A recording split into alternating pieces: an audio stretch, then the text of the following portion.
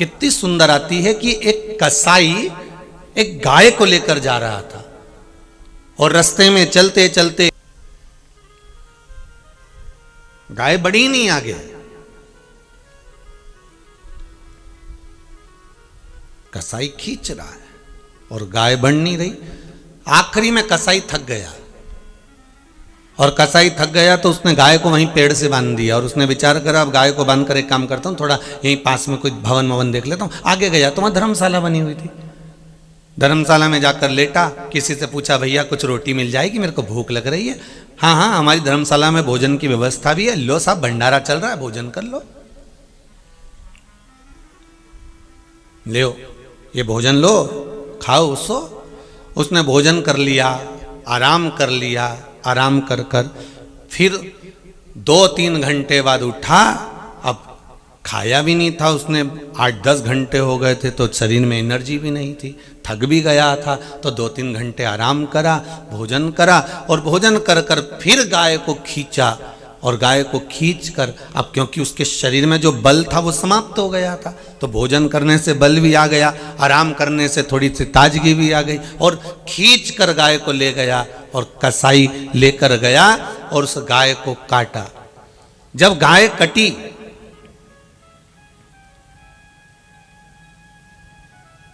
सबसे ज्यादा दोष किसको लगा?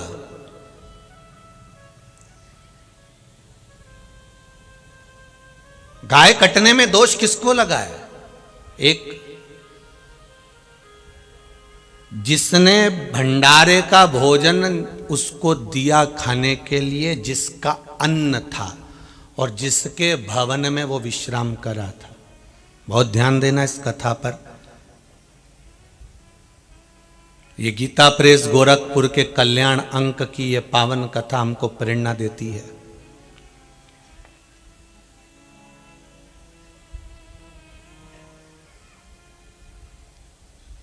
ये हमको ज्ञान प्रदान करती है कि धर्मशाला बनाने वाले ने धर्मशाला बनाया, जिसने दान दिया दान दिया, भोजन भंडारे वाले ने भोजन भंडारे का दान दिया, पर उसमें ठहराने वाला और उनको खिलाने वाला इस चीज का अंदाजा रखे कि किस व्यक्ति को आप ठहरा रहे हो और किस व्यक्ति को आप खिला रहे हो। ध्यान देना, उस कसाई का बल समाप्त हो गया था पर उसको उस भवन में विश्राम मिला, इसलिए जिसका था उसको भी थोड़ा भोगना पड़ा और जिसने अन्न बनवाया था, दान दिया था, उसको खिलाया, उसको भी भोगना पड़ा, क्योंकि उस अन्न से उसको बल मिल गया। बल मिल गया तो गाय को खींचकर ले गया। गाय खींची उसने और ले गया। धर्मशाला बनाने वाले को एक चीज का ध्यान रखना चाहिए, जिस समाज की धर्मशाला बने उस समाज में एक निर्णय लिया जाए, उस समाज में एक नई क्रांति सम्मुख में आना चाहिए। केवल धर्मशाला बना दी, शादी का एंजॉय करो, किटी पार्टी का एंजॉय करो, पार्टियां मनाओ और उसके सिवाय अगर भजन भी हो रहा है तो लोगों को उसमें भी त्रुटि हो जाती है, उसमें भी टेंशन हो जाता है। भजन के लिए, स्मरण के लिए, अरे लाइट जलेगी, ये जलेगा, पर धर्मशाला अगर बनी है, जिसने बनवाया, 1-1 रुपया जिसने धर्मशाला में लगाया, भंडारा अगर चल रहा है, उसने 1-1 अन्न का दाना किसी ने दान दिया है, किसी ने धर्म में लगाया है, अगर वो भंडारे का पैसा, वो अन्न का दान का पैसा अगर गलत जगह दीजिएगा।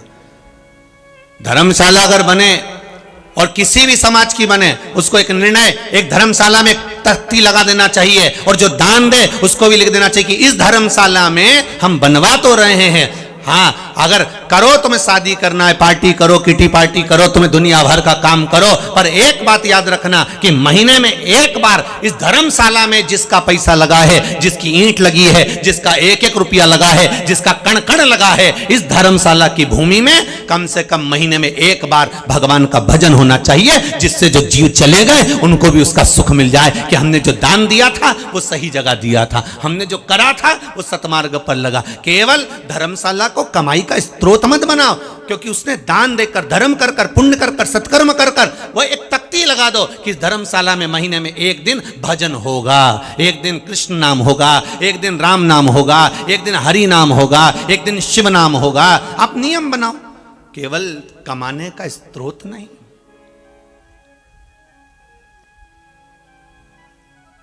भंडारा करो, खूब करो, भूखे को भोजन कराओ, खूब करो, मना नहीं है। पर कई भंडारे ऐसे भी देखने को मिलते हैं कि लोग मदिरा का नशा कर कर आ रहे हैं और भंडारे में भोजन कर रहे हैं। जिसने चावल दिया, जिसने अन्न दिया, जिसने रुपया दिया, उसने उस मदिरा वाले के लिए नहीं दिया था, उसने तो उसको दिया था जो भूखा हो, बहुत बिलख रहा हो, जिसने अन्न का भाग ग्रहण न करा हो, उसके लिए भंडारे के लिए उसने चावल, उसने गेहूं, उसने आटा, उसने शक्कर दिया था कि इसको मिले। ये मदिरा का पान करने के लिए पैसा आ गया और भोजन करने के लिए यहाँ आ गया। ये श्रेष्ठता नहीं। मांसाहार कर रहा है, मदिरा पान कर रहा है, जुआ खेल रहा है, वेश्यावृत्ति कर रहा है, सारे गलत व्यसन में डूबा हुआ है, और जब भोजन भंडारा प्रारंभ हुआ तो भोजन करने वहां पहुंच गए। ये श्रेष्ठता हमारा शास्त्र नहीं देता, ये शिव पुराण नहीं देती महाराज। उसके वो भोजन करने से जो शरीर में बल आया, और बल आने के बाद उसने फिर मदिरा पान करा, फिर वेश्यावृत्ति करी, फिर जुआ खेला, फिर कोई गलत काम करा, तो उसका दोष किसको मिलेगा? उसको जिसने अन्न का दान दिया था। अच्छी जगह पर लगाना आपके धन को। फिर निवेदन करूंगा, 50 बार विचार करना, गाय, बेटी और लक्ष्मी 1000 बार सोचना, तब किसी को देना। गाय ऐसे को मत दे देना कि वो लेकर गया और तुम अपने दरवाजे पर बांधा। जब तक दूध दी गाय ने तब तक बांध कर रखा, और इसके बाद गाय ने दूध देना बंद कर दिया, दूसरे को बेच दिया, दूसरे ने तीसरे को बेच दिया, तीसरे ने चौथे को बेच दिया, आखिरी में वो गाय कसाई के दरवाजे पर चली गई, कट गई। जिसने दान दिया उसको रोना पड़ा। गाय देने से पहले विचार करो कि किसको दे रहे हो। बेटी देने से पहले 50 बार विचार करो कि जिस बेटी का विवाह जिस लड़के के साथ कर रहे हो, हमें उसका घर परिवार से मतलब नहीं है, हमें उस लड़के से मतलब है। कहीं मदिरा पान में, कहीं वेश्यावृत्ति में, कहीं जुए में, कहीं मांसाहार में, कहीं गलत जगह पर लगा तो नहीं है। बेटी देने से पहले 50 बार विचार करो। और लक्ष्मी किसी भिखारी के कटोरे में या किसी जगह पर कहीं पर भी तुम दान कर रहे हो, वहां देने से पहले 50 बार विचार करना कि जहां तुमने लक्ष्मी दी है, कहीं वो लक्ष्मी कहीं मदिरा में तुमने कटोरे में दी और वो ले जाकर कहीं जुए में, कहीं मांसाहार में, कहीं मदिरा पान में, जिस भिक्षुक को दी है उसने ले जाकर कहीं ले जाकर मदिरा की दुकान पर तो नहीं लगा दी। जिसने दी उसको रोना पड़ता है महाराज, कोई दूसरा नहीं रोता है। 50 बार विचार करिए कि आप कहां क्या प्रदान कर रहे हो। धर्मशाला के अंदर दोनों साधु सोए, दोनों साधु सोए, कम्बल दोनों के पास है। एक कम्बल, एक साधु ने विचार करा कितना जोरदार कम्बल है, एकदम गर्म है, नया है, वीआईपी कम्बल है, और मैं रात को ओढ़ के सोया और कोई चुरा के ले गया तो। अब एक साधु के मन में ये आया, तो उस साधु ने विचार करा इस कम्बल को कोई चुरा के नहीं ले जाएगा, एक काम करता हूं इसका सिराना बना के अपने सिर के नीचे रख ले। अब इतनी ठंड पड़ रही, ओढ़ ले, पर ओढ़ा नहीं उसने। क्या करा? सिराना बनाकर अपने सिर के पास रख लिया, कहीं का चुरा के ले गया तो। दूसरा साधु ओढ़कर बस लेटा ही था सोने के लिए। उसने जैसे ही लेट रहा था, सामने कोने में 2 बच्चे ठंड से कुकड़ रहे थे। साधु ने देखा कि मेरा शरीर तो बड़ा है पर ये छोटे छोटे बच्चे हैं, ठंड से कुकड़ रहे हैं। साधु ने अपना कम्बल उठाया और उठाकर उन दोनों बच्चों पर डाल दिया, दोनों बच्चे पर डाला। एक सिराने लगाकर सो रहा है, एक सिर के पास लगाकर सो रहा है, दूसरा बच्चों पर डाल देता है। सुबह हुई, दोनों जागे। जिसने बच्चे पर कम्बल डाला था, बच्चे उस कम्बल को लेकर चले गए। जो सिराने लगाकर सो रहा था, अब इसका भी कम्बल गया, और जो सिराने लगाकर सोया था उसका कम्बल भी कोई निकाल के ले गया। अब बोलो जम के, सबसे ज्यादा दुख किसको होगा? कम्बल का। जम के तो बोलो जरा। जिसने सिराने लगाया था, कम्बल का दुख उसको ज्यादा होगा कि मेरा कम्बल कोई चुरा के ले गया, मेरा कम्बल कोई निकाल के ले गया, मेरा कम्बल कोई उठा के ले गया, ना जाने कौन चोर था जो मेरा कम्बल निकाल के ले गया। से भगवान के भजन में लगा दो, अंत में वो छुड़ा कर ले जाएगा तो दिक्कत हो जाएगी, दुख तुमको हो जाएगा। इस आत्मा को, इस शरीर को, इस मन को, इस चित्त को, इस वृत्ति को आप उस साधु की तरह भगवान के चरणों में लगा दो। जैसे बच्चों को कम्बल दिया, ऐसे इस शरीर को, इस मन को, इस आत्मा को, इस चित्त को, इस वृत्ति को भगवान को दे दो। नहीं तो अंत समय में जब चोरी हो जाएगा, ये वो यमबंदी बनाने आएगा और निकाल कर ले जाएगा, तब दुख होगा, तकलीफ होगी, कष्ट होगा। दे दो उसको।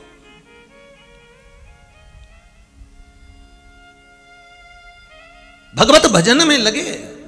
हमारा जीवन, हम जिस चीज को बना रहे हैं, हम जिस चीज का निर्माण करते हैं, कोई व्यक्ति अगर मकान का भी निर्माण करता है, कोई व्यक्ति अगर मकान बनाता है, कोई व्यक्ति घर का निर्माण करता है, मकान का निर्माण करता है, तो यह विचार कर करता है कि भगवान, मेरा जो मकान बन रहा है, मेरा जो घर बन रहा है, इसमें ऐसी कृपा करना प्रभु कि इसमें भगवान की भक्ति होती रहे, स्मरण होता रहे, भजन होता रहे, कीर्तन होता रहे, नाम जाप होता रहे। लोग वास्तु पूजन कराते हैं तो पंडित जी से कहते हैं, पंडित जी घर में ऐसी पूजन कराना कि खूब लक्ष्मी बढ़े, खूब लक्ष्मी बढ़े।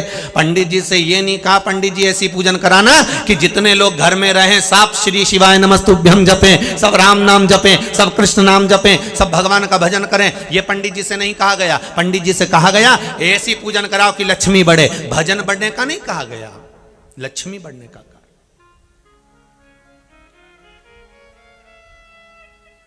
हमें भजन के बल को बढ़ाना है, हमें स्मरण को बढ़ाना है, हमें भगवान की भक्ति को बढ़ाना है। और हम दुनिया की सारी वस्तुएं बढ़ाने में लगे हैं, पर भगवत स्मरण बढ़ाने में नहीं लगे। कोई तुमसे पूछे क्यों रे कितने घंटे भगवान का नाम लेते हो? अरे गुरुजी 3 घंटा कथा तो सुन लेते हैं। 3 घंटा कथा तो सुन रहे हैं, तुम कितने घंटे राम नाम, कृष्ण नाम, शिव नाम, भवानी के नाम, भगवान के नाम, गुरु के नाम का स्मरण करते हो? कितने घंटे? महाराज बाबा तुलसीदास जी तो कहते हैं कि तुम घंटे भी मत गिनो, तुम तो यहां लिखा है आधी में पुनी आध। यहाँ तो तुलसी बाबा कितनी सुंदर बात कह दी है कि बस आधा क्षण भी अगर तुमने स्मरण कर लिया तो वो भी बहुत है, बहुत।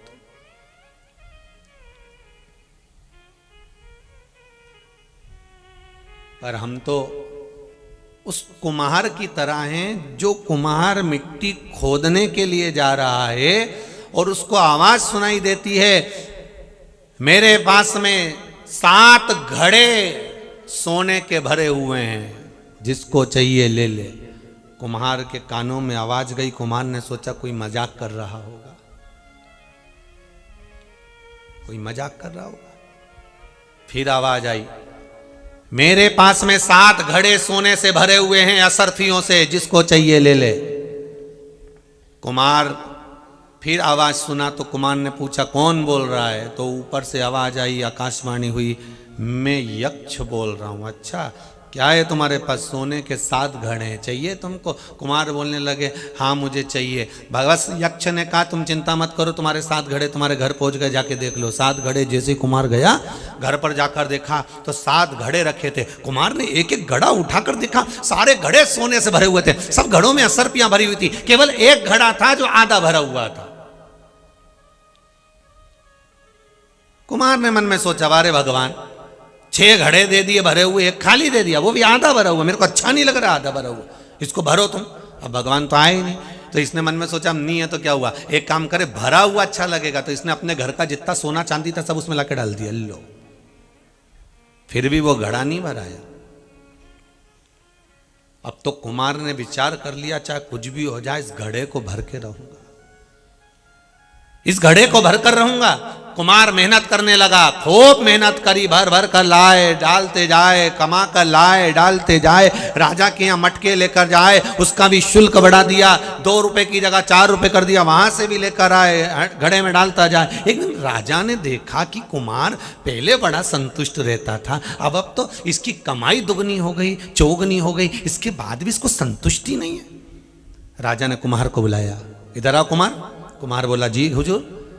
बोलिए सरकार, क्या बात है महाराज? राजा ने कहा कुमार हम तुम्हें देख रहे हैं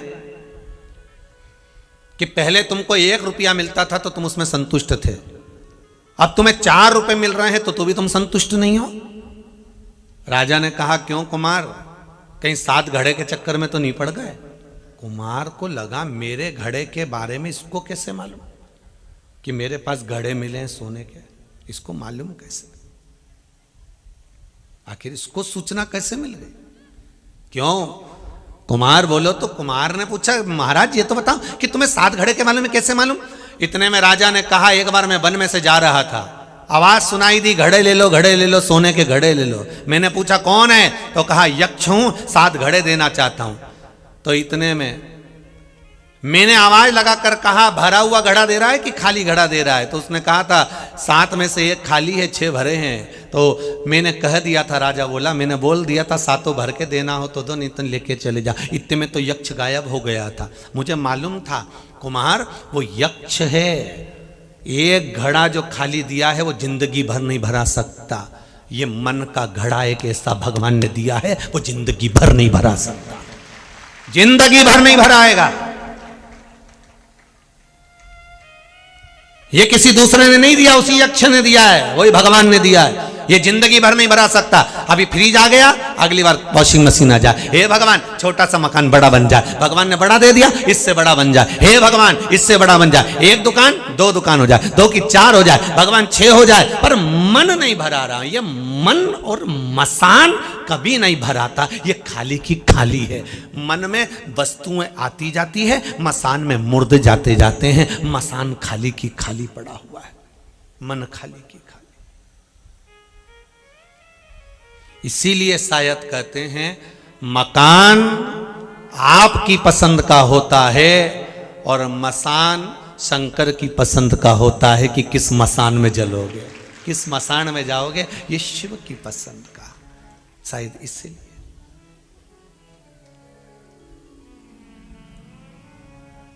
मन मकान देख सकता है, मकान आपकी पसंद का हो सकता है, पर मसान नहीं, शमशान नहीं।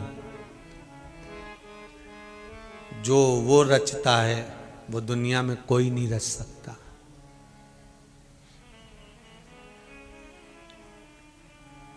जो उसने रचा, एक पत्र में लिखा है,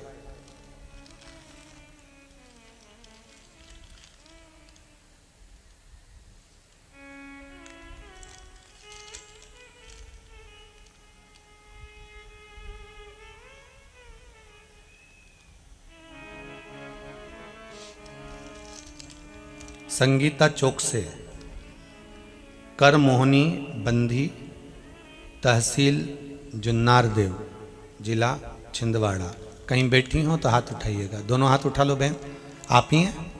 हर हर महादेव, जरा जम के तो बोलो, आवाज आना चाहिए, हर हर महादेव। आपने लिखा है दीदी कि गुरुदेव मेरे से ज्यादा शंकर जी की कृपा कोई नहीं जान सकता। गुरुदेव मैंने भगवान शिव की आराधना करी, आपकी कथा पर विश्वास रखा, शिव की आराधना में डूबी रही। जब मेरा दूसरे नंबर का बच्चा हुआ तो डॉक्टरों ने उसे मृत घोषित कर दिया कि यह मरा हुआ है, और मुझे गंभीर हालत में अस्पताल में भर्ती कर दिया गया। पर मुझे भोले बाबा पर विश्वास था, मैंने शंकर की बड़ी आराधना करी थी गुरुदेव, कथा पर विश्वास और शिव की आराधना करी है गुरुदेव।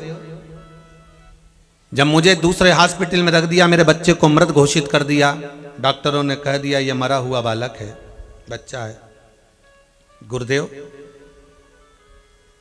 किसी ने आकर सूचना दे दी कि तुम्हारा बच्चा हुआ था पर मरा हुआ है। मैंने शिव का स्मरण करा, कथा को याद किया, और बाबा की कृपा ऐसी हुई कि मैं भी ठीक हूं। बिना नहीं ले एक भी अणु, लेते हैं श्वास तेरी कृपा से तनु तनु। महाराज हम तो इतने पत्र पढ़ भी नहीं पाते जीजियों, इतने पत्रों का ढेर लगा हुआ है। इन पत्रों को मैं अगर काउंट करवाऊं अभी हाल की, इतने पत्र ढेर लगे हुए, इतनों को हम पढ़ भी नहीं पाते। पर आपका विश्वास दिखता है कि शंकर के प्रति जो भरोसा है, जब सारे डॉक्टर फेल हो जाते हैं तब एक डॉक्टर वो भी बैठा हुआ होता है जो देख लेता है, हम नहीं देख पाते।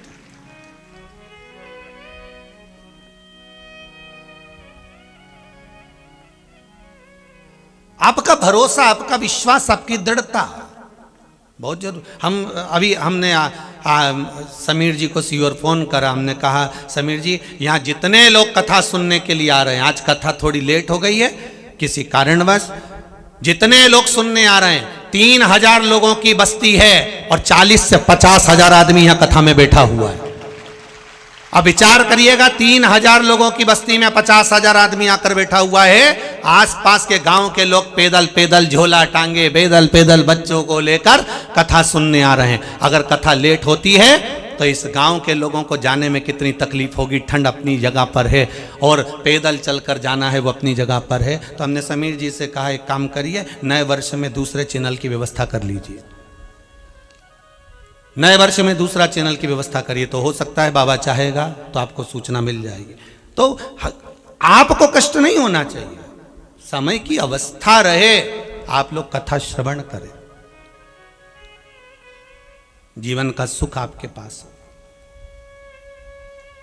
ये कथा नहीं है केवल, ये शंकर का विश्वास है महाराज। इस शिव महापुराण को लेकर निकले हैं, ये विश्वास की कथा है, शंकर के केवल विश्वास की कथा है। आप जितना विश्वास रखकर शंकर पर जल चढ़ाएंगे, पानी चढ़ाएंगे, एक बेलपत्र चढ़ाएंगे, एक पुष्प चढ़ाएंगे, आप भगवान को एक चावल का दाना भी चढ़ाएंगे, एक मूंग का दाना भी चढ़ाएंगे, शिव कैसे प्रसन्न हो सकता है, ये उस विश्वास की कथा है। और विश्वास इतना रखना, जैसे इस माँ ने विश्वास रखा था और अपने पत्र में लिखकर भेजा है, गुरुदेव कोई मुझसे पूछे कि चमत्कार शिव का क्या होता है, तब मैं बता सकती हूँ कि मरे को जीवित भी वो महाकाल कर सकता है। अकाल मृत्यु वो मरे जो काम करे चंडाल का, काल उसका क्या बिगाड़े जो भक्त हो महाकाल का। ये शिव के विश्वास की कथा है, इसके सिवा कुछ नहीं। आप पढ़ो कथाओं में एक एक चीज, कितना कितना भाव आप लोग लिखे हैं साहब। इन पत्रों को मैं क्या कहूं, एक एक पत्र का स्मरण अगर आप करोगे तो आपको मालूम पड़ेगा कि पत्र का भाव क्या है महाराज। क्या क्या लिखते हो आप लोग, कितना भाव आपके भीतर शंकर का है, कितना भाव, कितना जुड़ा हुआ है। क्या मिलता है आपको? दूसरी जगह कथा सुनने जाओ तो भले पूड़ी सब्जी मिल जाए, भोजन भंडारा मिल जाए, पर भागवत सुनने जाओगे तो हो सकता है प्रसाद ज्यादा मिल सकता है, राम कथा सुनने जाओगे तो ज्यादा प्रसाद मिल सकता है, पर शिव कथा में रोज आपको एक ही प्रसाद बंटता है, वो बेलपत्र का प्रसाद है। बोलो इससे ज्यादा कुछ मिलता है? केवल बेलपत्र का प्रसाद। और बेलपत्र के प्रसाद के लिए आप इतनी दूर से आते हो, केवल बेलपत्र का प्रसाद। दूसरी कथा हो तो आपको हो सकता है एक दिन मक्खन मिल जाए, एक दिन मिश्री मिल जाए, एक दिन तो मोहन थाल मिल जाए, एक दिन नुक्ती मिल जाए, एक दिन पूड़ी मिल जाए, एक दिन सब्जी मिल जाए, पर यहां क्या मिलता है? शंकर के प्रसाद है क्या? शिव क्या रखते हैं अपने पास में? एक बेलपत्र शंकर के पास में है। और शिव जिस बेलपत्र को अपने पास रखते हैं वो बेलपत्र प्रसाद के रूप में इस व्यासपीठ से आपको दिया जाता है, वही आपको प्राप्त होता है। प्रसाद कुछ नहीं, केवल बेलपत्रम, एक बेलपत्र जो शिव ने तुमरुका को दिया, तुमरुका जी ने वो बेलपत्र आपको दिया, एक बेलपत्र।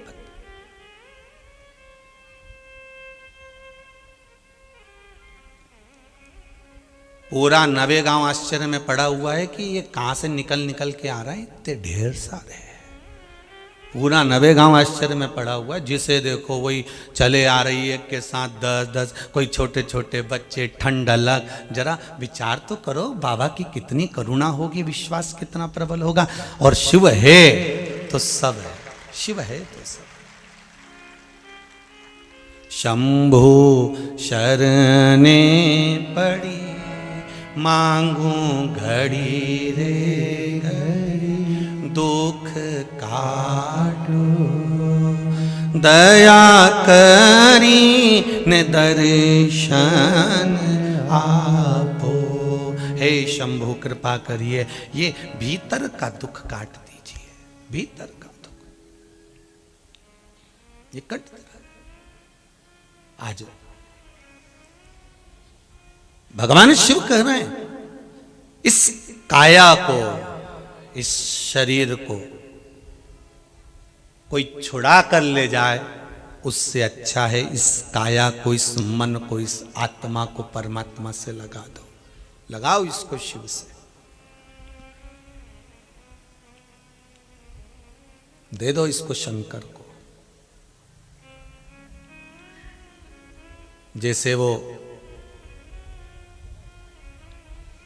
कहते हैं ना कि बच्चा बच्चा राम का, जन्मभूमि के काम का, उसी तरह संसार में जन्म लेने वाला एक एक जीव शंकर है, एक एक जीव के अंदर शिव है।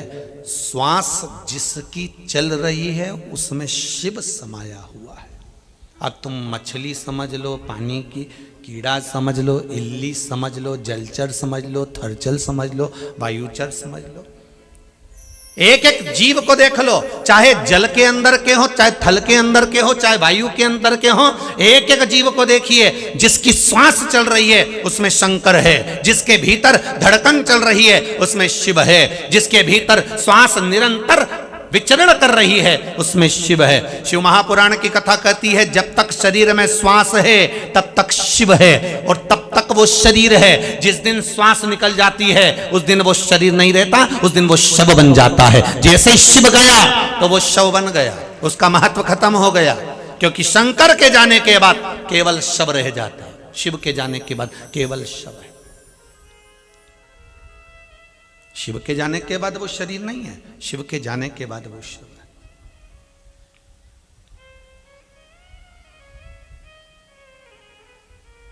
शिव के जाने के बाद वो केवल शव रह जाता है, वो शरीर नहीं रहता, वो शव है।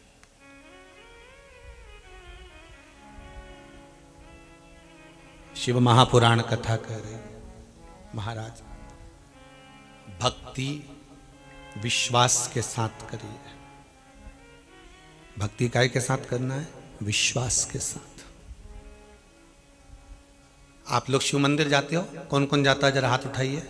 सभी लोग जाते हो? रख लीजिए, बहुत बढ़िया, बहुत सुंदर। आपको मेरा नमन है कि आपने शंकर जी के मंदिर जाना तो चालू करा है, इसके लिए नमन है। शिव मंदिर जाओ तो कभी ये सोचकर मत जाना कि हम भगवान के मंदिर जा रहे हैं। आप तो शंकर के मंदिर जाना तो ये सोचकर जाना हम हमारे दादाजी से मिलने के लिए जा रहे हैं, हमारे दादा से मिलने के लिए जा रहे हैं। क्यों? क्योंकि दादा की गोद में जब जब पोता पोती बैठते हैं तो कुछ ना कुछ लेकर उठते हैं। दादा उनको 5 रुपए देगा, कुरकुरा देगा, टॉफी देगा, मोबाइल देगा, पेन देगा। दादा दादी की गोद में अगर बच्चे बैठे हैं तो कुछ ना कुछ लेकर उठते हैं। उसी तरह यदि आप शंकर की गोद में जाकर बैठे हो तो कुछ ना कुछ लेकर उठोगे। खाली नहीं जा सकते, खाली नहीं रहोगे, कुछ लेकर ही उठोगे। उसके दरबार से कोई खाली नहीं गया, उसके द्वार से कोई खाली नहीं गया, दरबार खाली नहीं।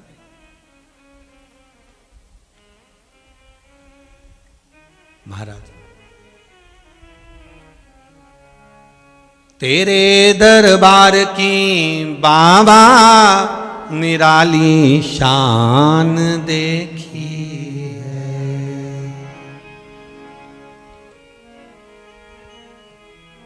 तेरे दरबार की बाबा निराली शान देखी है। तुझे देते नहीं देखा पर झोली भरी देखी है।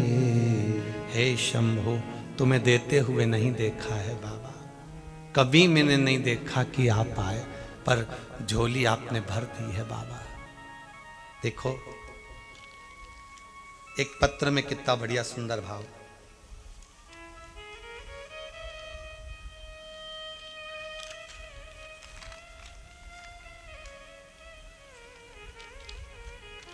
प्रीति राजेश सूर्यवंशी, कहीं बैठे हो तो हाथ उठाइएगा। प्रीति राजेश सूर्यवंशी, आप ही हैं?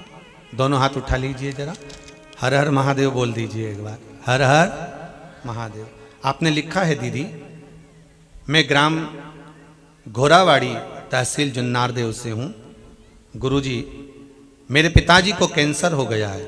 बीमारी का पता बहुत बाद में चला, बीमारी बहुत बढ़ चुकी थी। मैंने बाबा पर विश्वास करते हुए पशुपति व्रत किया और उस व्रत के साथ में बाबा को जल समर्पित किया। उस जल का भाव इतना रहा गुरुदेव, जिसका प्रभाव मुझे तत्काल मिला और मेरे पिताजी की तबीयत ठीक होना प्रारंभ हो गई। ये शिव की कृपा है। इसमें लिखा है कि गुरुदेव डॉक्टर भी आश्चर्य में है कि ऐसी इतनी जल्दी सफलता कैसे मिलेगी। बैठो बहन बैठो। श्री शिवाय नमस्तुभ्यम। बहुत शिव कृपा करे। अरे एक लाइन बड़ी सुंदर कोई ने गाई है, पहले पहले लोग गाते थे इसको, ध्यान में होगा आपको भी, ध्यान में होगा कि तुम्ही ने दर्द दिया है तुम्ही दवा दोगे। ठीक है, सुनिए ना लाइन, अगर दर्द तूने दिया है तो दवा भी तू ही देगा।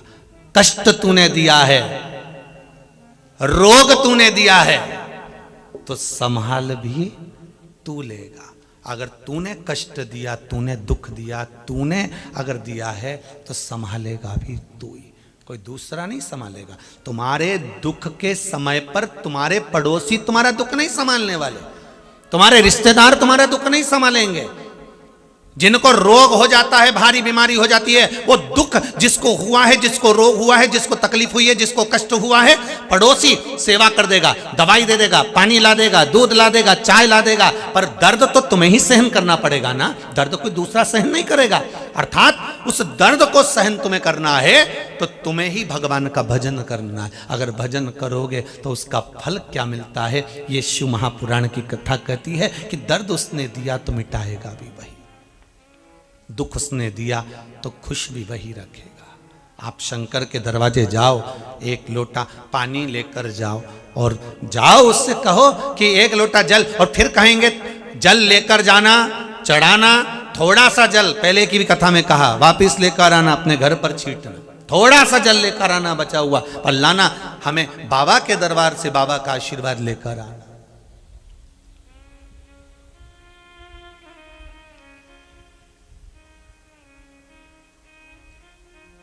उसके सिवा कुछ नहीं, केवल शंकर।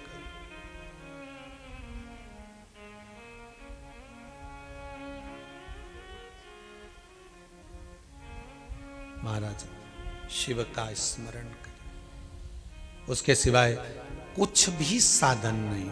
श्री शिवाय नमस्तुभ्यम, श्री शिवाय नमस्तुभ्यम, श्री शिवाय नमस्तुभ्यम, श्री शिवाय नमस्तुभ्यम। याद कर लो मंत्र को। घर में सुबह के टाइम और शाम के टाइम 5 मिनट इस मंत्र को जपो, चला दो, लगा दो, और सारे घर के लोगों को कह दो कि इस मंत्र को जपो। ये भगवान के करीब में भी लेकर जाएगा और हमारे जीवन को सुख प्रदान करेगा। ये वो मंत्र है जो जीवन का सुख दे जाता है। ये वो मंत्र है जो आनंद की अनुभूति करा जाता है। शिव महापुराण का ये मूल मंत्र है, छुपा हुआ था, निकाल लिया। कभी कभी शिव के भगत भी करुणा कर जाते हैं। एक बार माता पार्वती जी ने शंकर जी से पूछा, तुम्हारे 2 नेत्र काफी नहीं थे जो तीसरा नेत्र रख लिया? ये जो धर्म पत्नियां होती हैं ना, पतियों से बहुत बहुत विचित्र विचित्र बातें करती हैं। बस तुम्हारे 2 नेत्र काफी नहीं थे जो तुमने ये तीसरा नेत्र रख लिया? बड़ी बड़ी विचित्र बातें।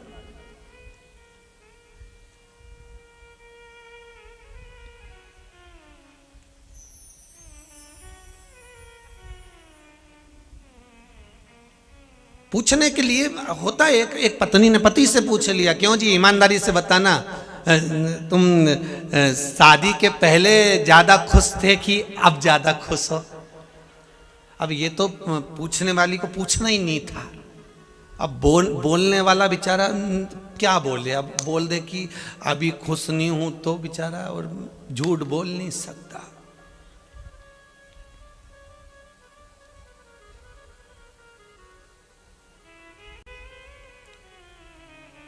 प्रश्न करने वाला कुछ भी प्रश्न कर लेता, उसको उसका तो मन होना चाहिए। तुम शादी के पहले ज्यादा खुश थे कि अब ज्यादा खुश हो? पति बेचारा मौन हो गया। उसने कहा अटैची ला दे, मैं जाऊं थोड़ा ऑफिस में, आज जरा जल्दी काम है। तुम मेरा उत्तर नहीं दोगे? आज इतनी खुश होके पूछ रही, तुम मेरा उत्तर नहीं दोगे? अब पति भी मन में सोचे, इतनी स्माइल दे के पूछ रही, अगर बोल दूंगा तो अभी मुंह उतर जाएगा, तो मैं बोलूं नहीं तो अच्छा है।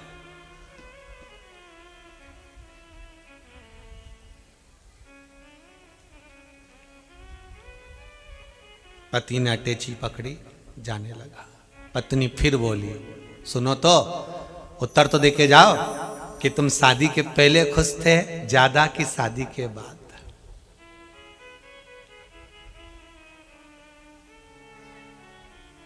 पति बोला, तुम जब मायके जाओ तो तुम्हारे पापा से ये वाला प्रश्न कर लेना, बस।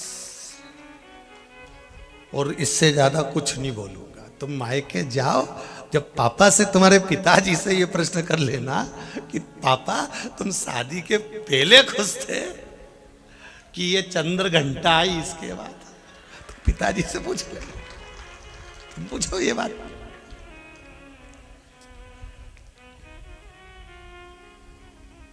अब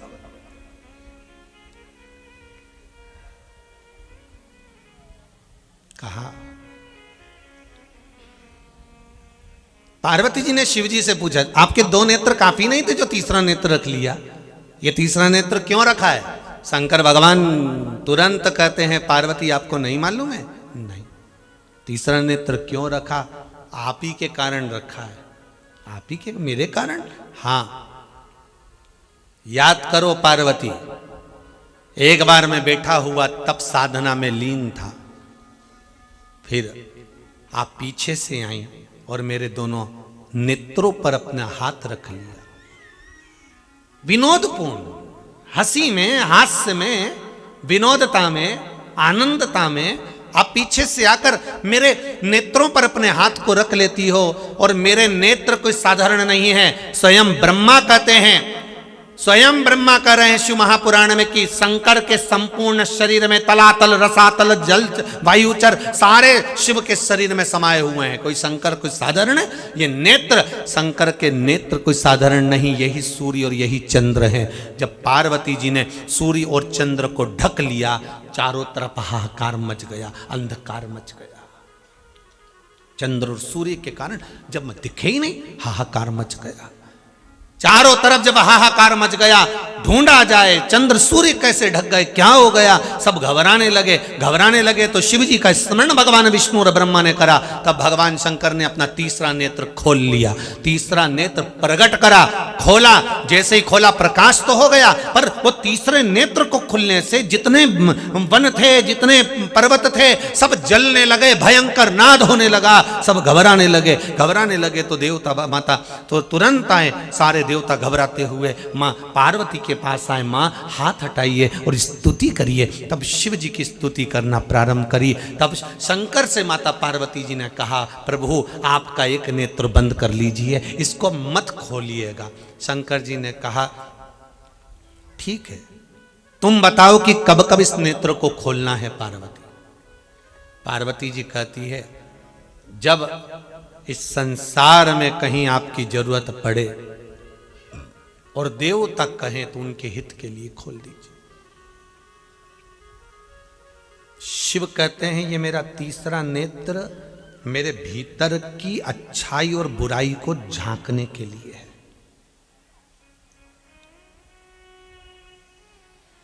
ये तीसरा नेत्र मेरे भीतर की, और केवल शंकर भगवान का तीसरा नेत्र नहीं, अपन सबका भी एक नेत्र है, जिससे हम दुनिया के लोगों की बुराइयां ढूंढते हैं, हम दुनिया के लोगों की बुराइयां खींचते हैं। उसने ऐसा कर दिया, उसने ऐसा बोल दिया, उसने ऐसा करा, उसने तो अपने वालों को प्रसाद दिया, उसने तो ऐसा कर दिया। ये हम केवल बुराई ढूंढ रहे हैं। ये तीसरा नेत्र है हमारा। हमारे तीसरे नेत्र से हमें अपनी बुराई ढूंढना है, दूसरे की नहीं। हम अपने अंदर झांक कर देखें कि अपन कैसे। एक उंगली जब किसी पर उठाई जाती है, ये 3 उंगलियां उसकी ओर जाती है कि तू अपने अंदर झांक कर देख कि तू कैसा है।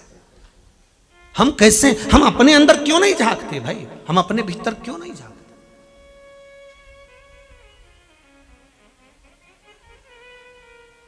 शिव का अनुमोदन करने वाला, शंकर का भजन करने वाला, शिव स्मरण में डूबने वाला, शंकर की भक्ति में, रसतत्व में डूबने वाला जीव जो शिव की भक्ति में डूबा हुआ होता है, शंकर के भजन में डूबा हुआ होता है, शिव स्मरण में डूबा हुआ होता है, वो भी शंकर की भक्ति को इतना जप लेता है, इतना स्मरण कर लेता है कि वो भी शायद किसी को प्राण वापस दे सकता है शिव भक्ति में।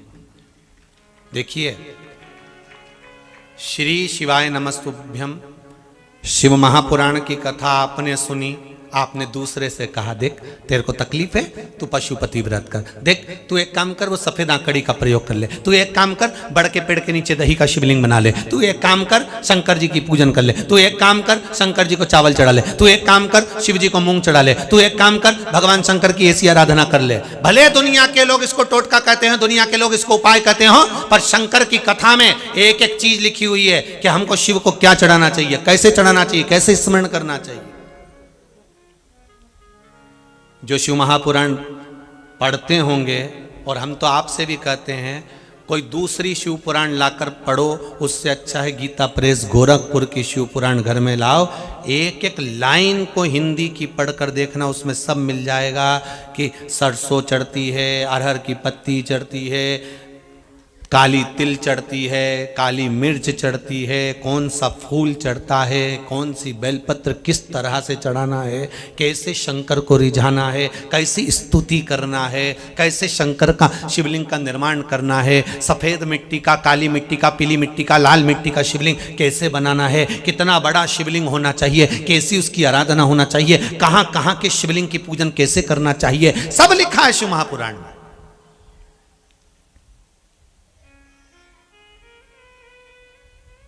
पढ़ो तो उसको।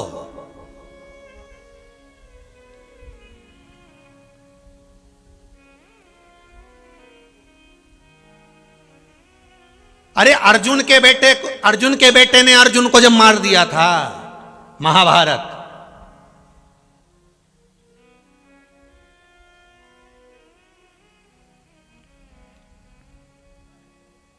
महाभारत में वर्णन है, युद्ध के मैदान में अर्जुन मर गया था,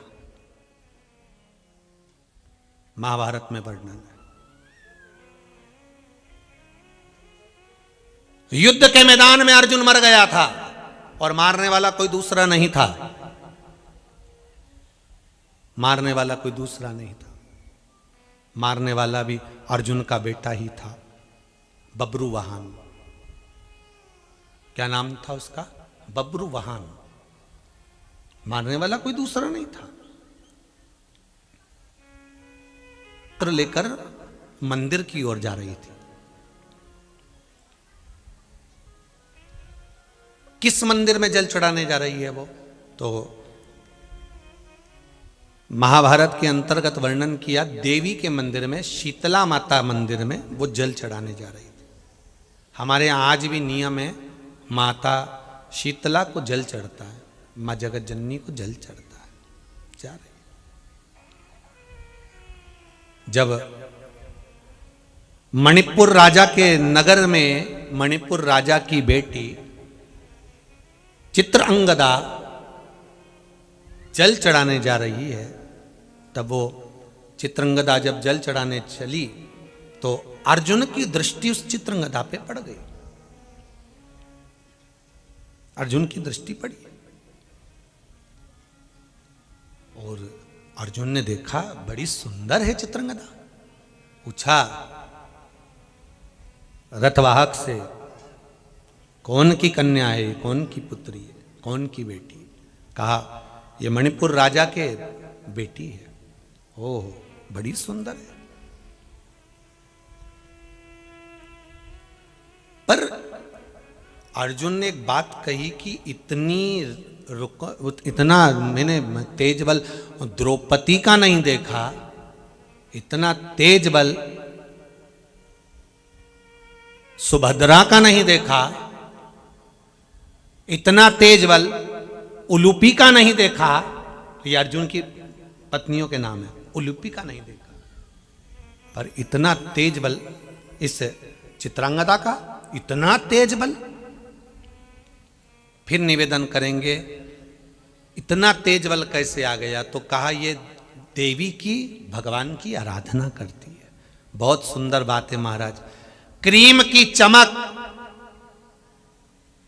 2 महीना, 4 महीना, 6 महीना, 8 महीना रहती है, पर भजन की चमक, अच्छे कर्म की चमक जीवन पर्यांत रहती है। जीवन पर्यांत चमकता है व्यक्ति का चेहरा, अगर वो भजन करता है, अगर वो स्मरण करता है, अगर वो मंत्र जाप करता है, अगर वो मंदिर में भगवान को जल चढ़ा रहा है, देवी जी की आराधना कर रहा है, माता रानी की आराधना कर रहा है, शिव जी की आराधना कर रहा है, भगवान का भजन कर रहा है, पूजन कर रहा है, उसके चेहरे की चमक बता देगी कि ये किस भगवान की भक्ति में लगा हुआ है, किस स्मरण में लगा हुआ है, किस भगवत भजन में लगा हुआ है। एक बहू का चेहरा और एक सास का चेहरा, दोनों का देख लो। जो सास अगर भगवान के भजन में डूबी होगी तो उसके चेहरे पर लाली लगाने की जरूरत नहीं पड़ेगी, अपने आप उसके चेहरे पर लाली आ जाती है, उसको कुछ लगाने की जरूरत नहीं, उसका चेहरा वैसे ही चमक जाता है। जो बहू भगवान के भजन में लगी है उसको कोई श्रृंगार की जरूरत नहीं पड़ती, भगवान के मंदिर में जाकर 1 लोटा पानी चढ़ाती है, देवी की आराधना करती है, शिव की आराधना करती है, भगवान की भक्ति में डूबी रहती है, उसके चेहरे पर अपने आप चमक आ जाती है। कोई चमक के लिए कुछ करना नहीं पड़ता, चाहे पुरुष हो चाहे स्त्री हो। हमारे भारत की भूमि के संत, साधु, सन्यासी, तपस्वी, साधक, उपासक, इनको कोई ब्यूटी पार्लर जाने की जरूरत नहीं पड़ती। हमारे भारत की भूमि के संत, साधु, सन्यासी, उपासक, साधक, ये भगवान की भक्ति में इतने डूबे रहते हैं कि इनको किसी और पार्लर जाने की जरूरत नहीं। हमारे स्वामी विवेकानंद जी जब विदेश गए तो भारत के उन स्वामी विवेकानंद जी को देखकर आसक्त हो गई विदेश की माता। क्यों? क्योंकि भजन का बल बड़ा होता है, भगवत भजन का बल बड़ा, बहुत बड़ा। भजन में वो बल है साहब, आपके आसपास के क्षेत्र में भी कहीं कोई बूढ़े बूढ़े साधु संत रहते हो ना, तो उनका दर्शन करना, उनके भजन का बल देखना। 70-80 साल, 90 साल, 100 साल, और तो भी चल रहा है, फिर रहा है, भजन कर रहा है, कोई मतलब नहीं उनको। नर्मदा जी के घाट पर चले जाओ, बहुत संत मिलेंगे आपको नर्मदा जी के तट पर। वृंदावन चले जाओ, ब्रजभूमि पर, अयोध्या चले जाओ, हरिद्वार चले जाओ, त्रिवेणी संगम, प्रयागराज चले जाओ, जहां जाना हो, रामेश्वरम, बद्रीनाथ, जगन्नाथ, द्वारका, जिस क्षेत्र में जाओ और वहां के साधु संत सन्यासी से मिलोगे तो उनके चेहरे पर कोई पार्लर की चमक नहीं होती, उनके चेहरे पर भगवत भजन की चमक होती है। भक्ति इतनी करते हैं, भजन इतना करते हैं, चमकते रहते हैं। भजन का बल बड़ा होता है महाराज, भजन का बल।